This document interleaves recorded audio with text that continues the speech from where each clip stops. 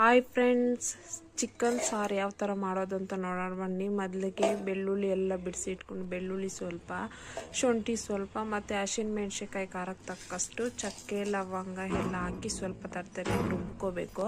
ಮತ್ತು ಅದೆಲ್ಲ ಸ್ವಲ್ಪ ರುಬ್ಬಿದೆ ಅಂದಾಗ ಸ್ವಲ್ಪ ತೆಂಗಿನಕಾಯಿ ಹಾಕಿ ರುಬ್ಕೋಬೇಕು ಮಸಾಲಕ್ಕೆ ಅಂದ್ಬಿಟ್ಟು. ಮತ್ತು ಒಂದು ಕುಕ್ಕರ್ಗೆ ಎಣ್ಣೆ ಸ್ವಲ್ಪ ಹಾಕಿ ಎಣ್ಣೆ ಚೆನ್ನಾಗಿ ಕಾದಿದೆ ಅಂದಾಗ ನೋಡಿ ಯಾವ ಥರ ಎಣ್ಣೆ ಹಾಕ್ತಿದ್ದೀನಿ. ಆ ಎಣ್ಣೆ ಎಲ್ಲ ಕಾದಿದೆ ಅಂದಾಗ ಚಿಕ್ಕ ಚಿಕ್ಕದಾಗಿ ಈರುಳ್ಳಿ ಕಟ್ ಮಾಡಿ ಇಟ್ಕೊಂಡು ಈರುಳ್ಳಿ ಹಾಕಿ ಫ್ರೈ ಮಾಡ್ಕೋಬೇಕು.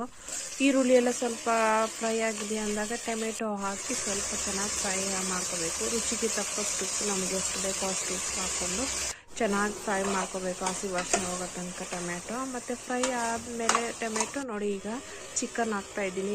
ಅರಿಶಿನ ಸ್ವಲ್ಪ ಹಾಕಿ ನೀಟಾಗಿ ತೊಳೆದು ಇಟ್ಕೊಂಡಿದ್ದೆ, ಅದು ಅರಿಶಿನ ಹಾಕಿ ಸ್ವಲ್ಪ ಫ್ರೈ ಮಾಡಿಕೊಂಡು ಮತ್ತು ಆವಾಗಲೆಲ್ಲ ಮಸಾಲ ರೆಡಿ ಮಾಡ್ಕೊಂಡಿದ್ವಲ್ವ ಆ ಮಸಾಲ ಹಾಕ್ತಾಯಿದ್ದೀನಿ ನೋಡಿ. ಈಗ ಅದು ಹಾಕ್ಕೊಂಡು ಸ್ವಲ್ಪ ಫ್ರೈ ಮಾಡಿಕೊಂಡು ಹಸಿ ಮಸಾಲ ಹಾಕಿದ್ದಲ್ವ ಅದಕ್ಕೆ ಸ್ವಲ್ಪ ಫ್ರೈ ಮಾಡ್ತಾಯಿದ್ದೀನಿ.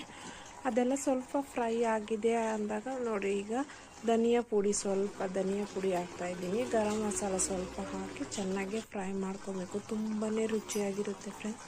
ಈ ಥರ ಮುದ್ದೆಗೆ ಮಾಡಿಕೊಂಡು ಚಪಾತಿಗೆ ಎಲ್ಲ ಮಾಡ್ಕೋಬೋದು, ತುಂಬ ರುಚಿಯಾಗಿರುತ್ತೆ ನೋಡಿ. ಸ್ವಲ್ಪ ಕುದಿಸ್ಕೊಂಡ್ರೆ ಸಾರು ರೆಡಿ ಆಗುತ್ತೆ ಫ್ರೆಂಡ್ಸ್. ನೋಡಿ ಯಾವ ಥರ ಎಲ್ಲ ಕುದೀತಾ ಇದೆ ಅಂದ್ಬಿಟ್ಟು, ಅನ್ನಕ್ಕೂ ತುಂಬಾ ರುಚಿಯಾಗಿರುತ್ತೆ ನೋಡಿ. ಯಾವ ಥರ ಎಲ್ಲ ಕುದೀತಾ ಇದೆ ಅಂದ್ಬಿಟ್ಟು. ಇಷ್ಟ ಆಗಿತ್ತು ಫ್ರೆಂಡ್ಸ್ ಇವತ್ತಿನ ವಿಡಿಯೋ. ಇಷ್ಟ ಆದರೆ ಲೈಕ್ ಮಾಡಿ, ಶೇರ್ ಮಾಡಿ, ಕಮೆಂಟ್ ಮಾಡಿ. ಯಾರು ಸಬ್ಸ್ಕ್ರೈಬ್ ಮಾಡ್ಕೊಂಡಿರೋ ನೋಡ್ತಾ ಇದ್ದರೆ ಸಬ್ಸ್ಕ್ರೈಬ್ ಮಾಡ್ಕೊಳ್ಳಿ. ಬಾಯ್ ಬಾಯ್ ಫ್ರೆಂಡ್ಸ್.